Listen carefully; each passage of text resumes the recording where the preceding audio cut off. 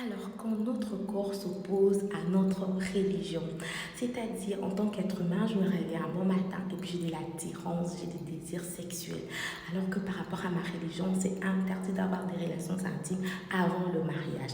Est-ce que c'est pas déjà de l'impudicité? Est-ce que c'est normal? Et que faire? Très rapidement, je vais vous donner 5 petites astuces. Mais avant de commencer, je vais déjà partir que c'est tout à fait normal d'avoir des excitations sexuelles. Ça prouve que du point de vue physiologique, ton corps fonctionne normalement. Alors la première des choses à faire, c'est d'éviter d'être seul. Parce que très souvent, tu risques de tomber sur des images pornographiques ou même de tomber dans la masturbation. La deuxième des choses à faire, c'est de contacter un ami de confiance ou un responsable ou un aîné avec qui tu peux le partager et avec qui tu peux discuter d'autres choses.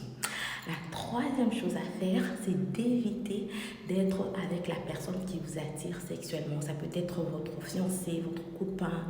Tu sais que cette personne-là, tu as de l'excitation, enfin, tu as de l'attirance pour lui. Évite d'être dans un endroit seul avec cette personne-là.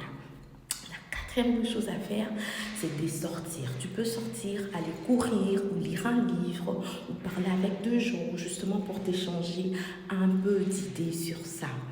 Et la cinquième des choses à faire, si tu pries ou si tu sais lire la parole de Dieu, c'est aussi une occasion pour toi de prier Dieu, de demander de l'aide, de demander la force à Dieu, mais surtout, ne reste pas enfermé dans un seul endroit. Et pour clôturer, c'est que la sexualité, c'est bon. C'est quelque chose, c'est un don divin, c'est Dieu qui a créé la sexualité. Et la sexualité, c'est quelque chose que Dieu veut que nous puissions les vivre et vivre cela épanoui. Alors on se dit à la prochaine.